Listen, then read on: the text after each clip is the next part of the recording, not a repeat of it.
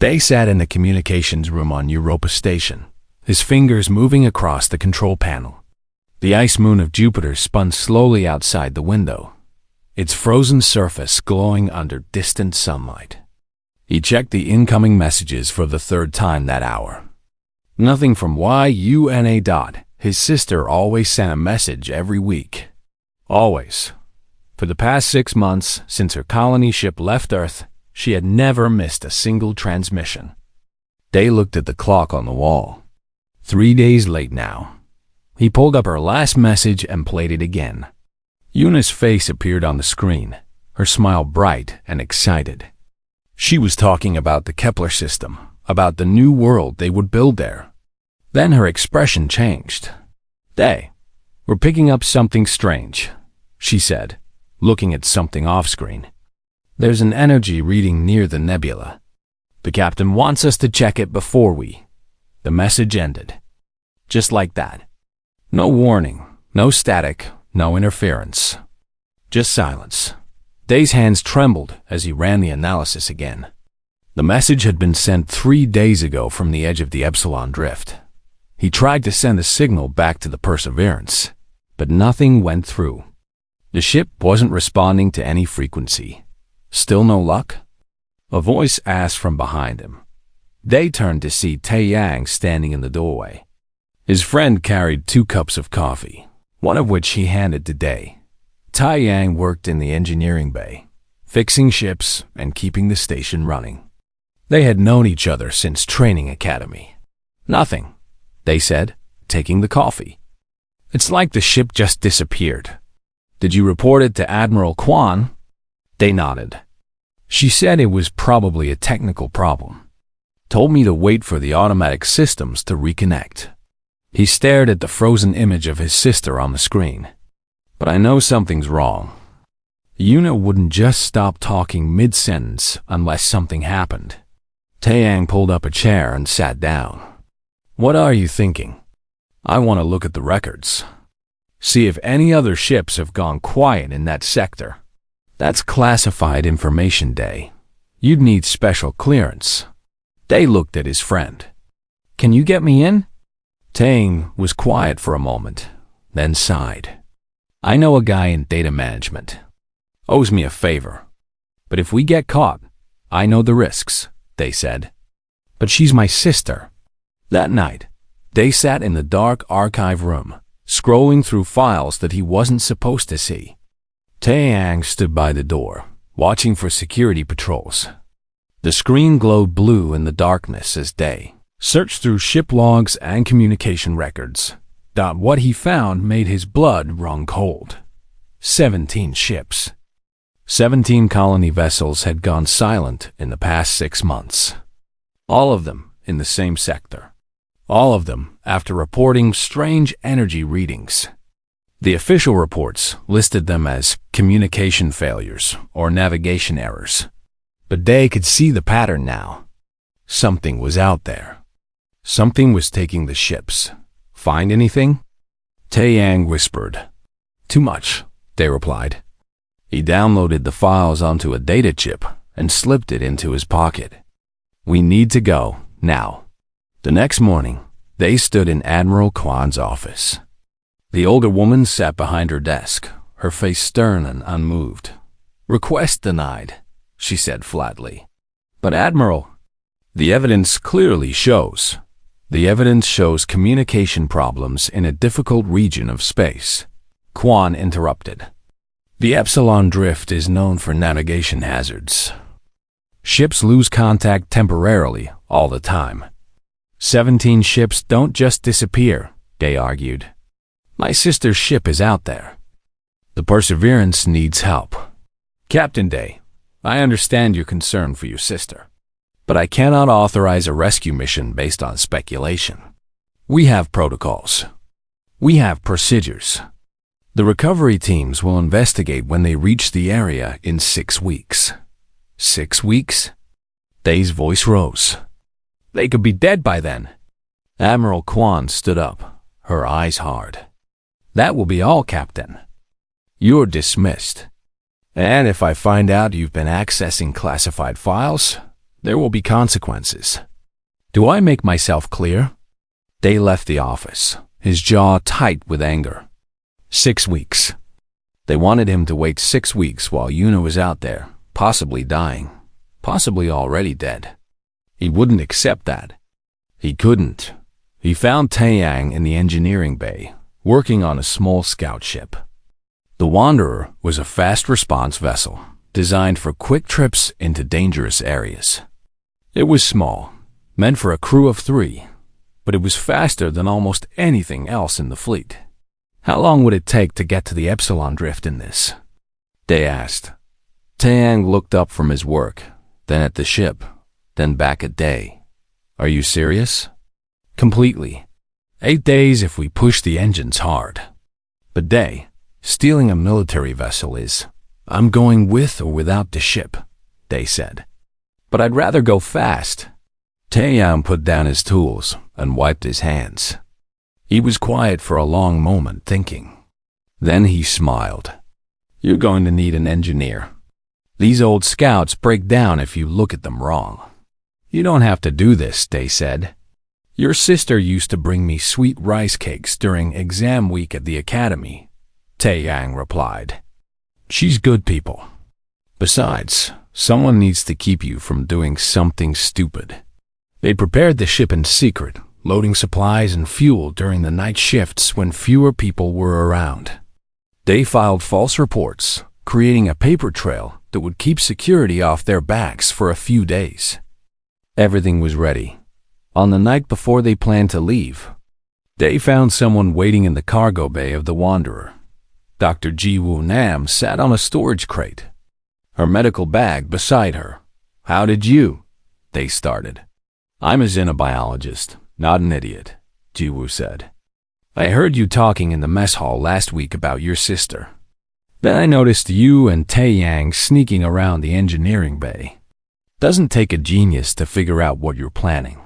We can't take you, Day said. It's too dangerous.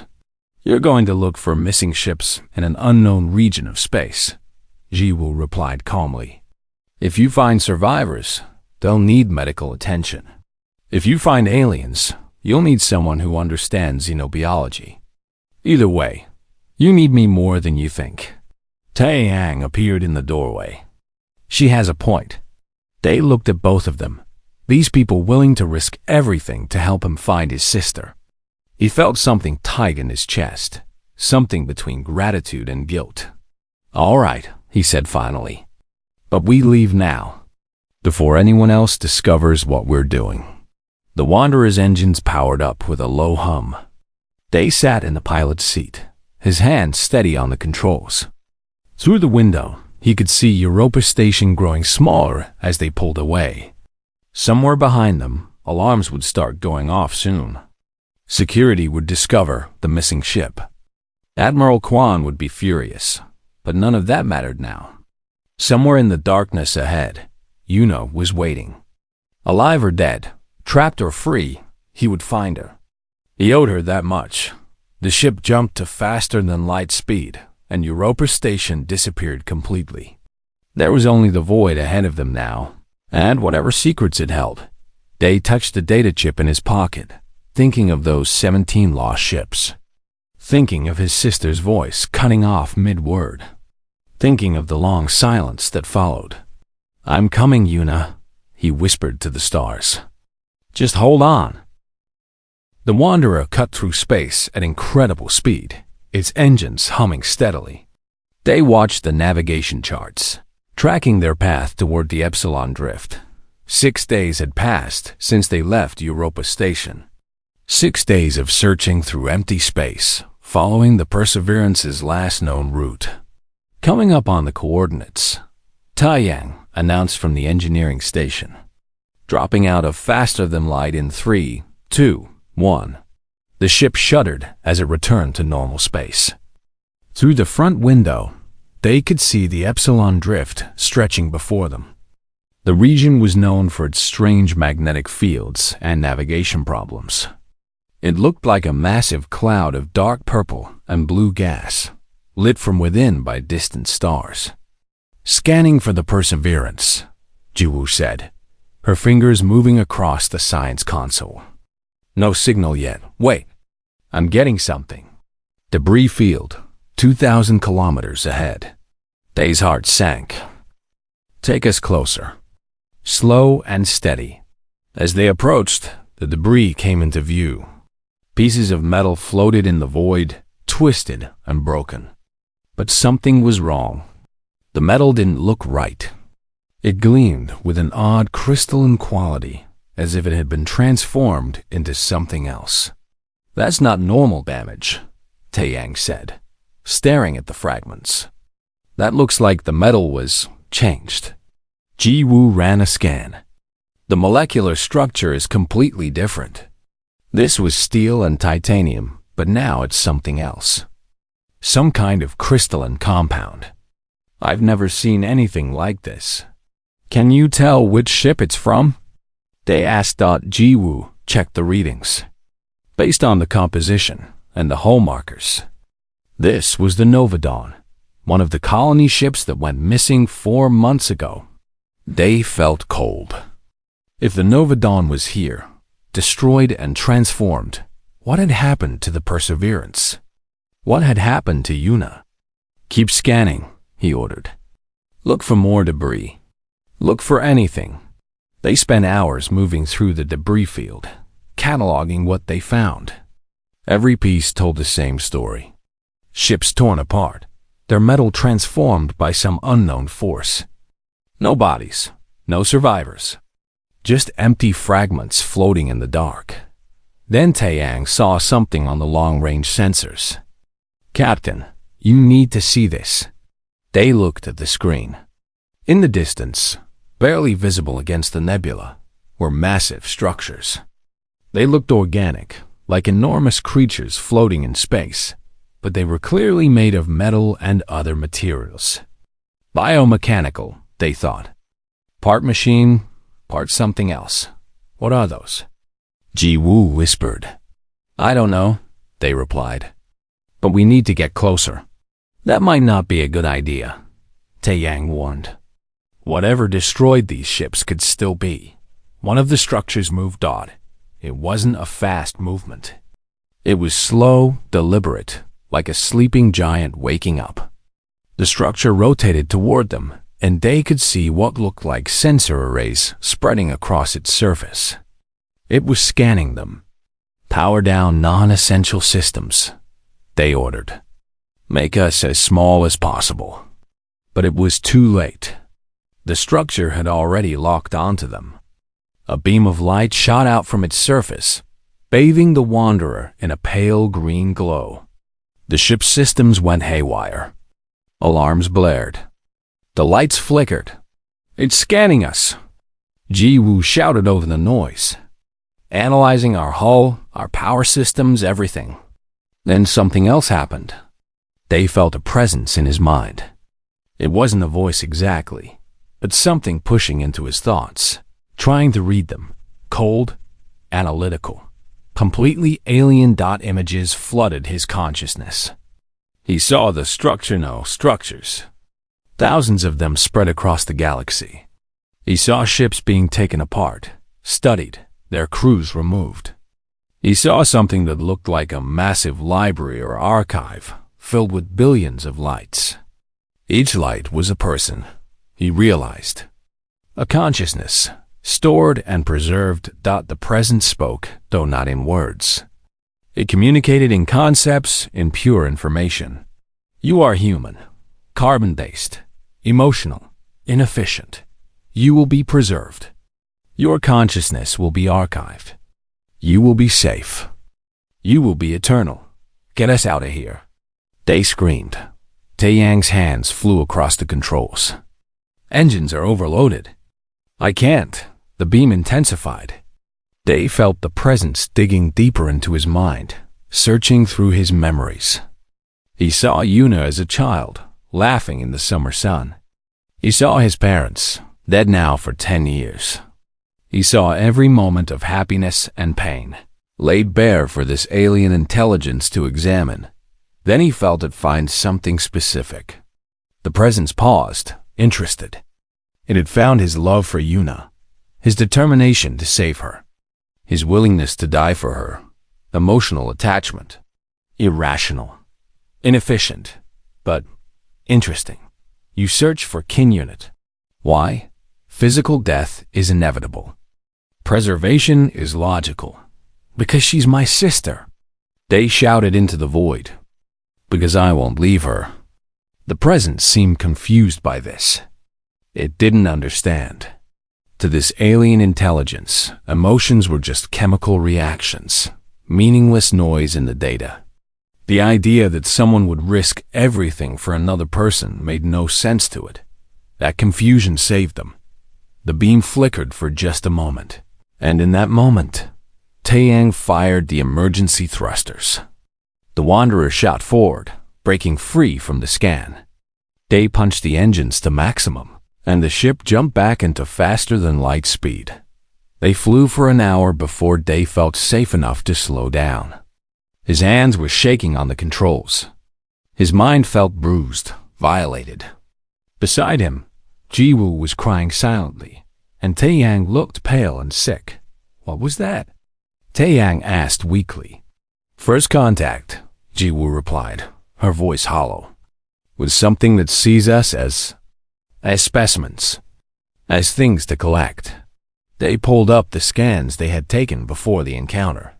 The data was incomplete, but it showed something terrifying. The structures they had seen were part of a network. A vast network that stretched across this entire region of space. And buried in the scan data was a location.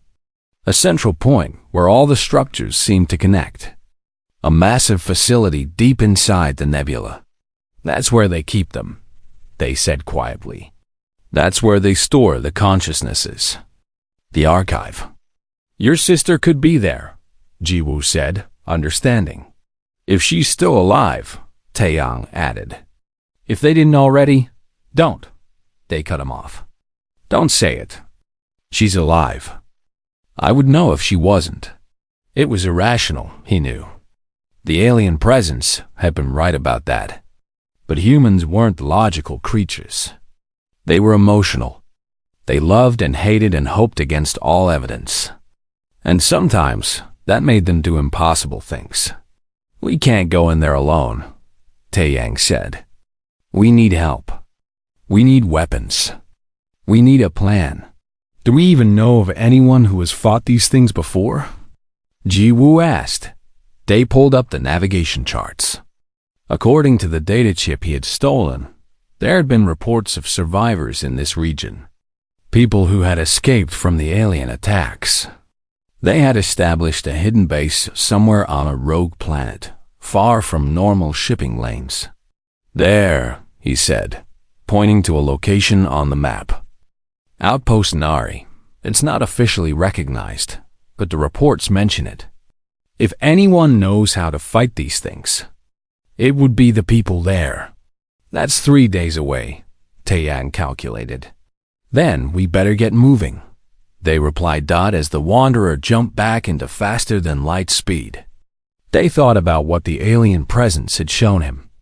That archive, filled with billions of stolen minds.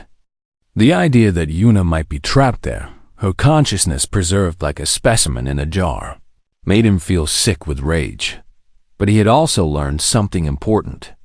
The aliens didn't understand human emotion. They saw it as a weakness, as inefficiency. But that confusion, that moment when the presence had paused, trying to comprehend why someone would risk everything for love that had been their opening, that had let them escape. Maybe, just maybe, humanity's emotions weren't a weakness at all. Maybe they were the key to winning this fight.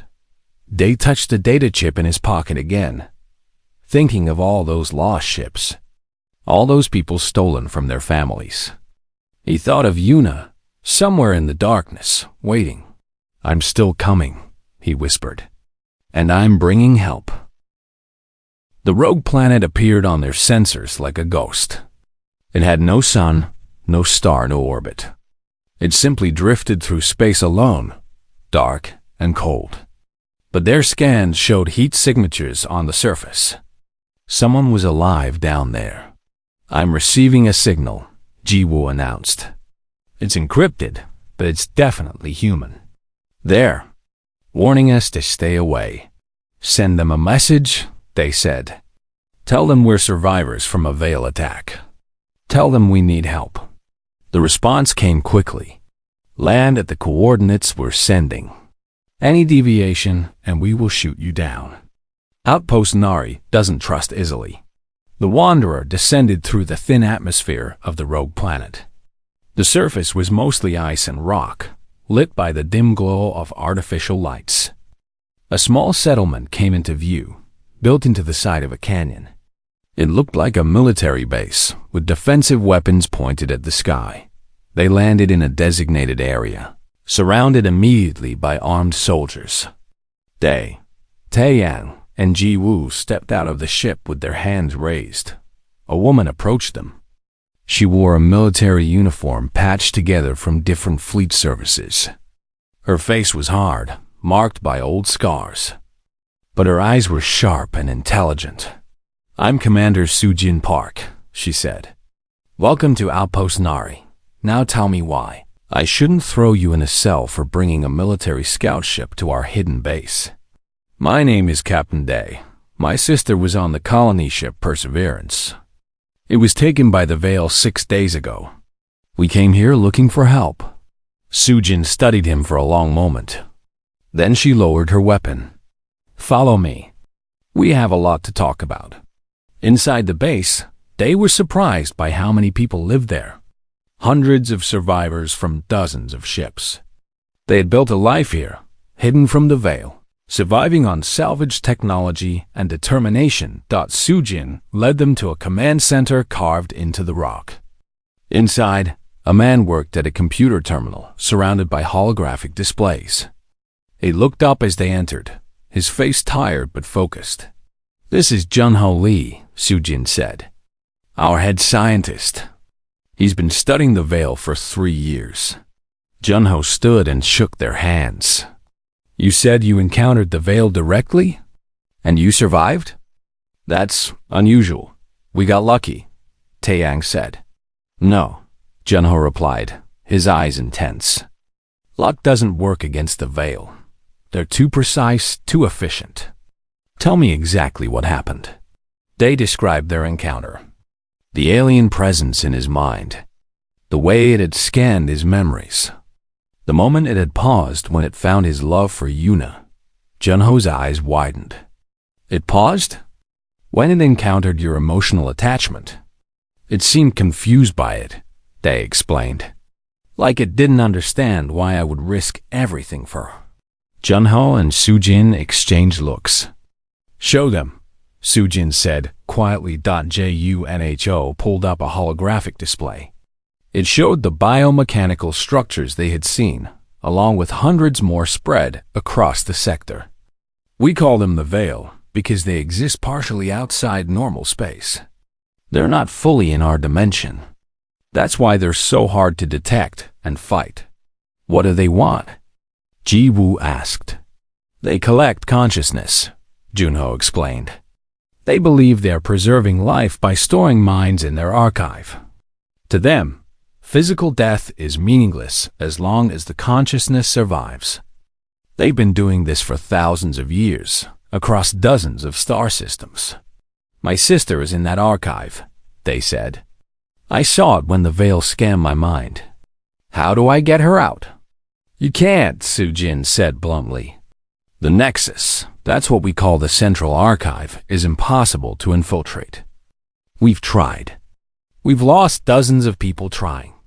There has to be a way. They insisted. Junho was quiet, thinking. Then he pulled up another display. There might be. I've been working on something. A weapon, but not a traditional one. The display showed complex neural patterns and mathematical equations. The Veil's technology is based on perfect logic and prediction. They can calculate every move we make because they understand physics and mathematics perfectly. But there's one thing they can't predict. Human emotion, Jiwoo said, understanding. Exactly, Junho confirmed. Emotions are chaotic, illogical, The Veil can't model them accurately because they don't feel anything themselves. They see emotions as noise in the data. But what if we could weaponize that noise? He pulled up a schematic. I've been developing a neural disruption field. It broadcasts human emotional patterns, fear, love, anger, hope, amplified to incredible levels. To us, it would just feel like being a crowd. But to the Veil, it would be like trying to see through a blinding light. Their systems can't process that much chaos. Would it be enough to get into the Nexus? They asked. Maybe, Junho replied. If we could get close enough. But the Nexus is at the heart of the nebula, surrounded by thousands of Veil structures. It would be a suicide mission. I don't care, they said firmly. If there's a chance to save my sister, I'll take it. Sujin looked at him with something like respect. You really would die for her, wouldn't you? Without hesitation. She nodded slowly.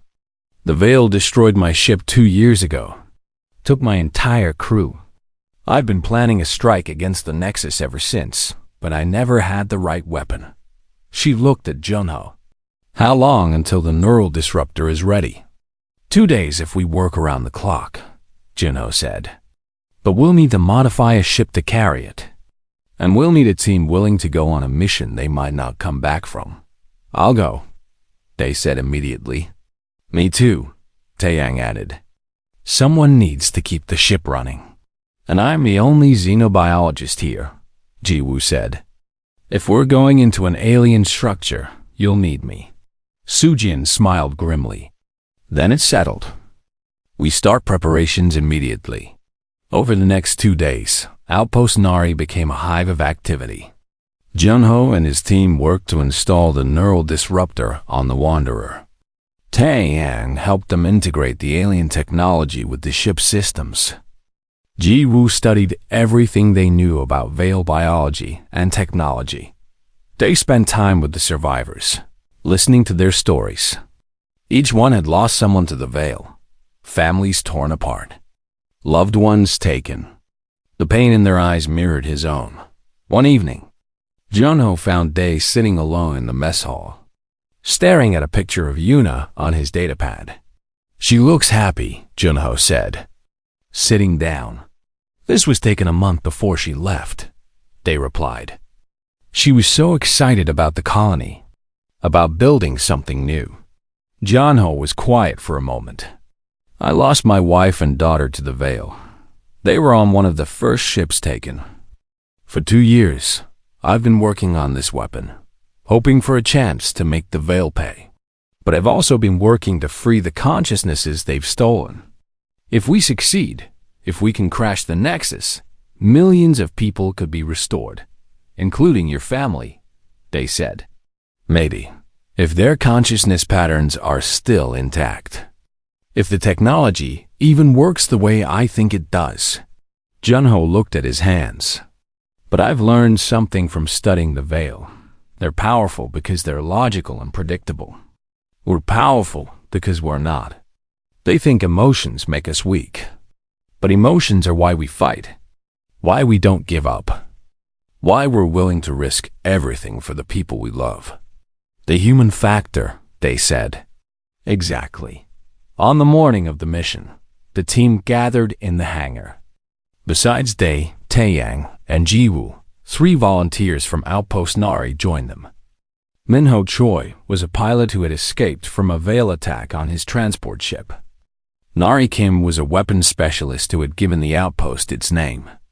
And Wan Shin was a communications officer who had survived 3 encounters with the Veil. The plan is simple, Sujin explained to the assembled group. You'll use the neural disruptor to punch through the Veil defenses and reach the Nexus. Once inside, you'll plant charges at the critical systems. The explosion should create a cascade failure, releasing the stored consciousnesses. What happens to those consciousnesses after they're released? Nari asked. We have broadcast stations ready to receive them, Junho said. We can store the patterns temporarily, then restore them to cloned bodies. It's experimental, but it should work. Should, Minho muttered. Great. Day looked at his team. These people were willing to die with him, for him. For the chance to strike back at the Veil. For the chance to save millions of stolen lives. Let's bring them home, he said. The Wanderer lifted off from Outpost Nari, its new weapon systems glowing with strange energy. As they climbed toward space, they took one last look at the hidden base. Those people down there were counting on them. The entire human race was counting on them. Somewhere in the darkness ahead, in that terrible archive, Yuno was waiting. Day could feel it in his heart, that irrational, emotional certainty that she was still alive. The Veil would call it inefficient, illogical. But Day knew better. Hope wasn't logical. Love wasn't efficient. But they were real. And they were strong enough to move mountains or to break into an impossible fortress and free the stolen souls within. The Nexus loomed before them like a nightmare made real. It was massive beyond comprehension, a structure that dwarfed planets. Its surface was covered with billions of lights, each one a stolen consciousness held prisoner inside. The Veil structures surrounded it like guards, their biomechanical forms moving in perfect synchronization. Activating Neural Disruptor. Junho's voice came through the communication system from Outpost Nari. Remember, once it starts, you'll have maybe 30 minutes before the Veil adapts to the chaos. Get in, plant the charges, and get out. They gripped the controls. Understood. Beginning our approach. The Neural Disruptor came online with a sound like 1,000 voices screaming at once. Human emotions, raw, powerful, chaotic, broadcast across every frequency. Fear and love and rage and hope, all mixed together in a storm of feeling. The effect on the Veil was immediate. The structures that had been moving in perfect formation suddenly jerked and stuttered. Their scanning beams flickered and died. It was like watching a computer try to process something it couldn't understand and simply freezing. It's working, Tae Yang shouted. They can't lock onto us. The Wanderer shot forward, weaving between the confused Veil structures. Day's hands moved instinctively, making decisions too fast for logic, driven by gut feeling and adrenaline. That was the key, he realized. The Veil could predict logical choices, but they couldn't predict spontaneous human reaction. A Veil structure fired at them, but Day had already moved, dodging on instinct rather than calculation. Another beam missed them by meters as Minho took over weapons and fired back, destroying one of the structures in a brilliant explosion. Approaching the Nexus surface, Nari called out. I'm seeing an opening. Some kind of docking port. Take us in, Day ordered. They landed inside a massive chamber that seemed to stretch forever in all directions. The walls glowed with that same eerie light, and Day could feel the presence of billions of minds around him. It was overwhelming, like standing in a crowd of ghosts. The team exited the ship in their protective suits. Ji Woo carried her scanner. Nari had the explosives, and Minho covered them with his rifle. Tae Yang stayed with the ship to monitor the Neural Disruptor and keep their escape route ready. The consciousness storage should be deeper inside, Ji Woo said, reading her scanner. This way. They moved through corridors that seemed to exist in multiple dimensions at once. The walls shifted and changed, showing glimpses of digital space overlapping with physical reality. Day felt dizzy, his mind struggling to process what he was seeing. Then the Veil found them. The alien presence slammed into their minds like a tidal wave. It was stronger here, more focused than before. Day felt it trying to freeze him, to lock his thoughts in place and study him. Emotional creatures, the presence spoke directly into their minds. Why do you resist preservation? Why do you fight for temporary physical existence when we offer eternity? Because you don't understand. Ji Woo shouted, her voice defiant. Consciousness without experience is meaningless. You've stolen lives, not preserved them. The presence seemed to consider this. Incorrect. Physical death destroys consciousness. We prevent destruction. This is logical. This is correct. No, they said through gritted teeth. You've made them prisoners. You've taken away their choice. That's not preservation. That's torture. The veil presence intensified, and Day felt something break inside his mind. Memories spilled out, uncontrolled. He saw his childhood with Yuna, their parents' funeral, every moment of happiness and pain. The veil drank it all in, analyzing, categorizing, trying to understand. Sibling bond. Strong emotional attachment. Irrational prioritization of single individual over logical self-preservation. Why? Because she matters more than I do. They screamed. In that moment of emotional intensity, the neural disruptor spiked. The feedback was so strong that the veil presence recoiled, actually hurt by the chaos of human feeling. Run! Minho yelled, firing his rifle at veil drones that materialized from the walls. They sprinted deeper into the nexus, fighting their way through waves of defense systems. Juan fell first, caught by a veil beam that froze him in place.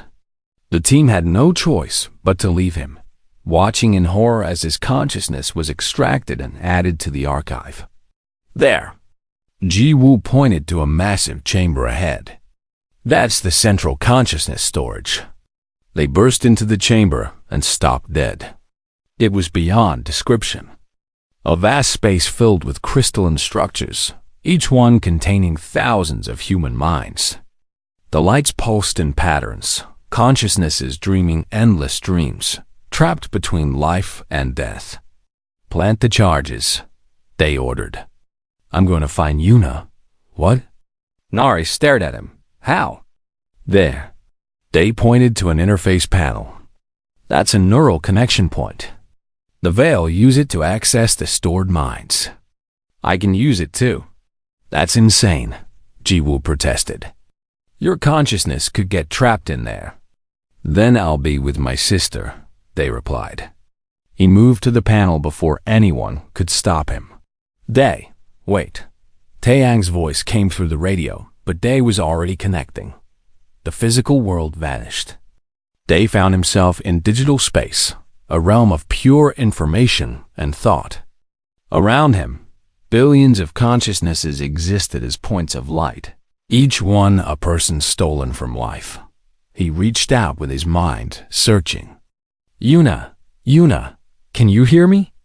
The response was overwhelming. Thousands of voices crying out, begging for help, screaming in silence. But among them, he felt something familiar. A presence he had known his entire life. They. The voice was weak, confused. Is that you? How are you here? He followed the voice, his consciousness navigating through the digital maze. And there she was. Yuna's mind, fragmented and scattered across multiple storage crystals. The veil had torn her apart, studying each piece of her personality separately. I'm here to bring you home, they said, his mental voice strong with determination. I can't remember. Who am I? The pieces don't fit anymore. They realized the horror of what the veil had done. They hadn't just stored people, they had dissected their minds, breaking them apart to study them. Yuna's consciousness was fractured, unable to reform itself. I'll help you, they said. I remember everything about you. He reached out to the fragments of his sister's mind, using his own memories as a guide. He remembered her laugh, her stubbornness, her dreams of the stars. He remembered fights and reconciliations, secrets shared in the dark, promises made under the summer sky. Slowly, piece by piece, Yuna's consciousness began to reassemble. It was like putting together a broken mirror, each fragment reflecting a part of who she had been. Day poured his love and his memories into the task, refusing to give up even as he felt his own consciousness begin to fragment from the strained dot in the physical world. Ji-woo watched Day's body convulse. He's dying. His brain activity is off the charts. The charges are set, Nari reported. We have 5 minutes. We can't leave him. Ji-woo shouted. Minho made a decision. He grabbed Ji-woo and pulled her toward the exit. He knew the risks. We have to complete the mission. In the digital space, Day felt himself coming apart. But he didn't stop. He couldn't stop. One more fragment. One more memory. Yuna was almost whole again. Day, stop. Yuna's voice was stronger now, more coherent. You're killing yourself. I'm not leaving you, he replied. Not ever. You're so stupid, she said. But he could hear the love in her voice. Just like when we were kids. Always trying to protect me. Because you're my sister. Because you matter. The last fragment clicked into place. Yuna's consciousness was whole again, fully restored. But Day felt his own mind scattering, unable to hold together any longer. Then Yuna did something the Veil would never have predicted. She reached out and caught Day's fragmenting consciousness, holding it together with her own mind. We're family, she said fiercely. We go home together or not at all. Their combined consciousness burned like a star in the digital darkness. The Veil presence noticed, alarmed by this display of cooperation, of sacrifice, of love. It tried to separate them, to understand, to categorize, but it couldn't. Because what Day and Yuna were doing made no logical sense. Sacrificing themselves for each other, holding on to each other in the face of oblivion. It was inefficient, irrational, impossible tomorrow. And that impossibility created an error in the system. The charges went off. The explosion tore through the nexus, creating cascade failures across the entire structure. Systems crashed. Storage crystals shattered. And billions of trapped consciousnesses suddenly found themselves free. Pouring out into the void like a flood of light. In the chaos, 2 consciousnesses remained linked, holding on to each other as the digital world collapsed around them. Outside, Taeyang watched in awe as the nexus began to tear itself apart. The neural disruptor had done its work, creating so much chaos that the Veil's perfect systems couldn't cope.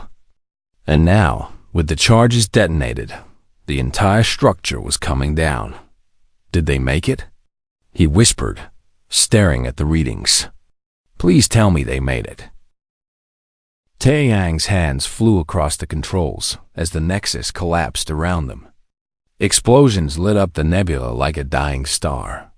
The Wanderer shook violently as debris rained down from the massive structure. Broadcast stations are receiving the consciousness data. Junho's voice crackled through the radio from Outpost Nari. Billions of patterns. We're storing everything we can. What about Day and Yuna? Taeyang shouted into the communication system. I'm trying to locate their patterns, but there's too much data. It's like finding 2 specific voices in a crowd of billions. Taeyang refused to give up. He pushed the ship closer to the collapsing nexus, scanning desperately for any sign of his friends. The neural disruptor was still active, broadcasting human emotions into the chaos. Maybe, just maybe, 2 very specific emotional patterns could be found in all that noise. There. Ji-woo pointed at a reading on her console. 2 consciousness patterns, linked together. They're different from the others, more coherent, more recent. Lock onto them.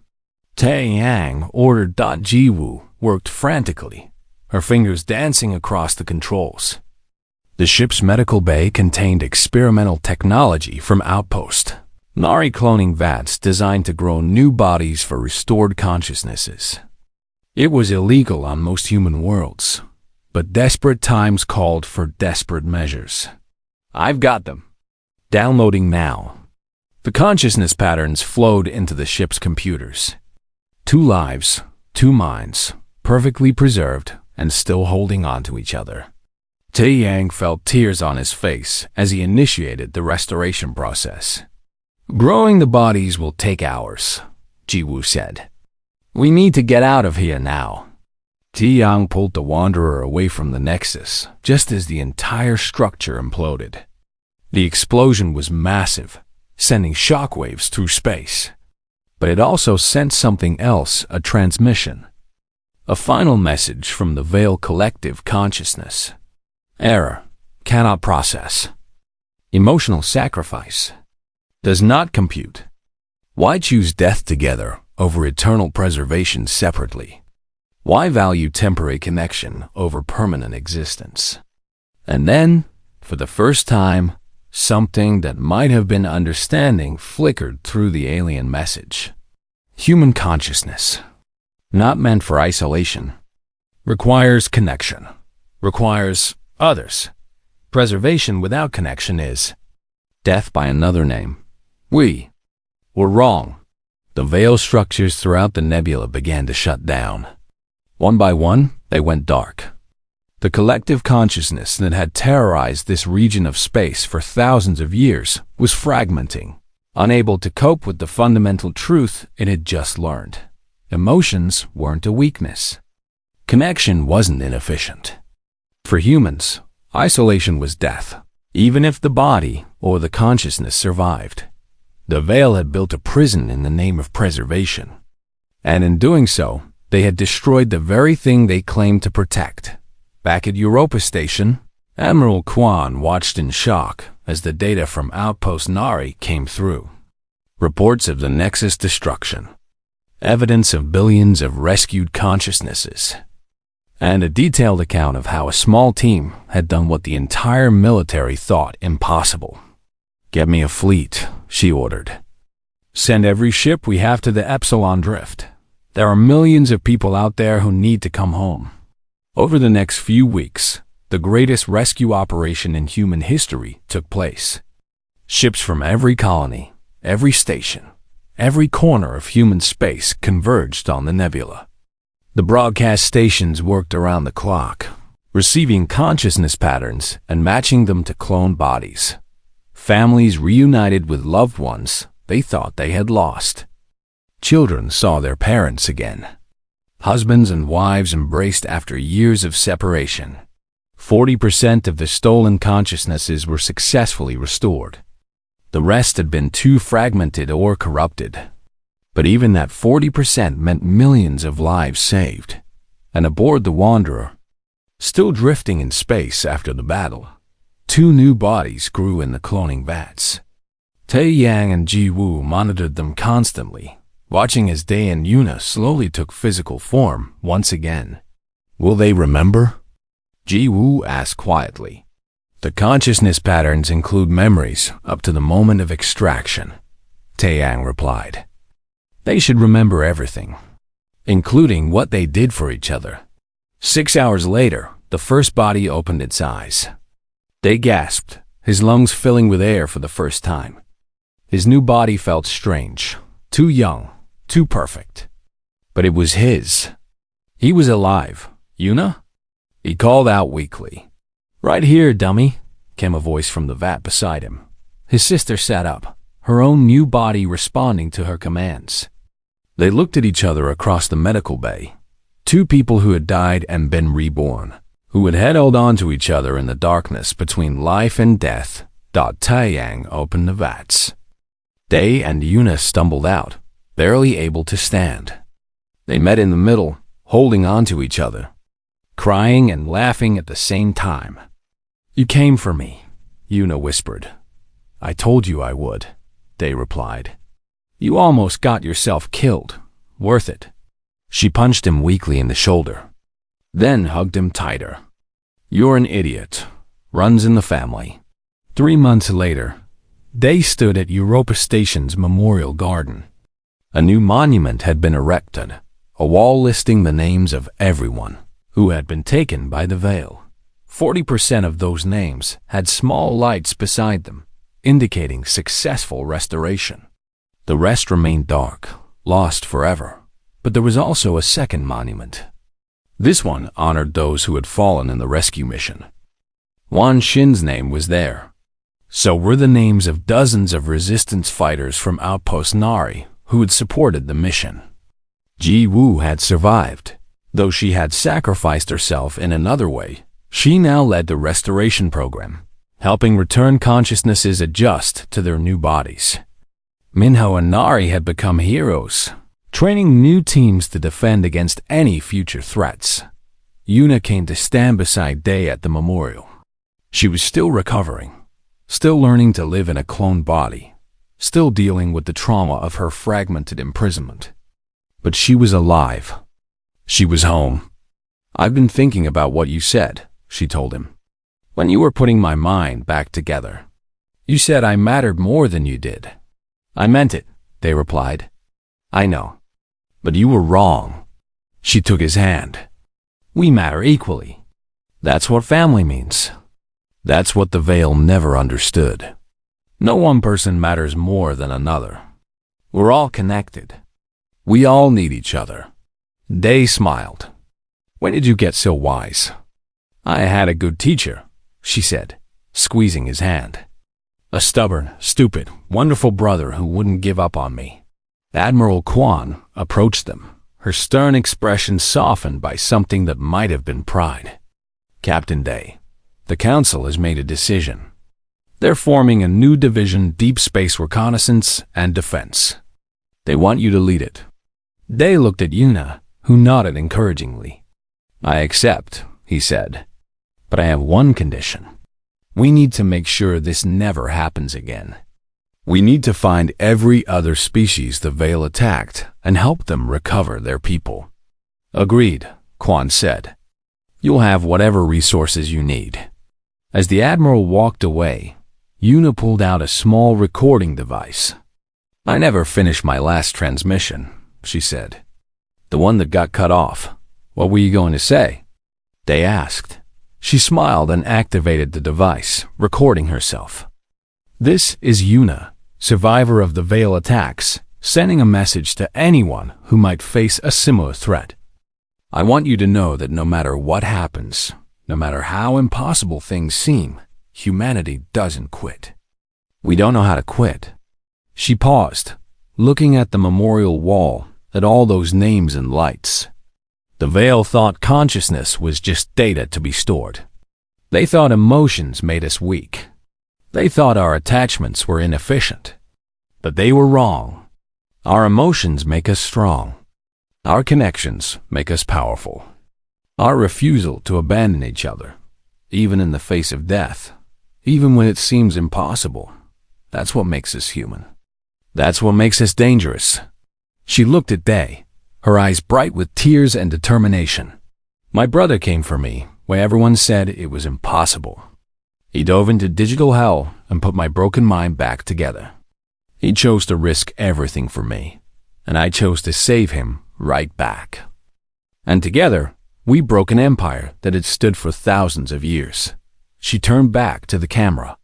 "So if you're out there, facing something that seems unbeatable, remember this. You're human.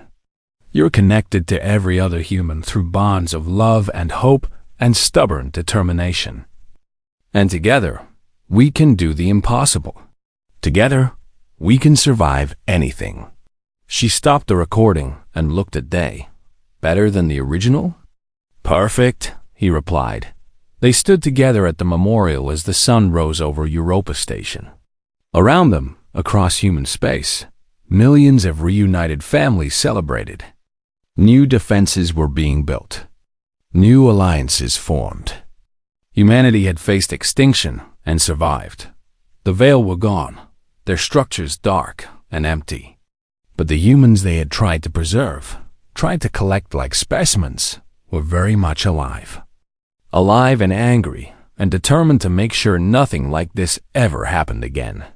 They thought about that moment in the digital space when Yuna had held his fracturing consciousness together. That moment when they had chosen to die together rather than live apart. It had been illogical. It had been inefficient. It had been completely, totally, perfectly human, and it had saved billions of lives. What now? Yuna asked.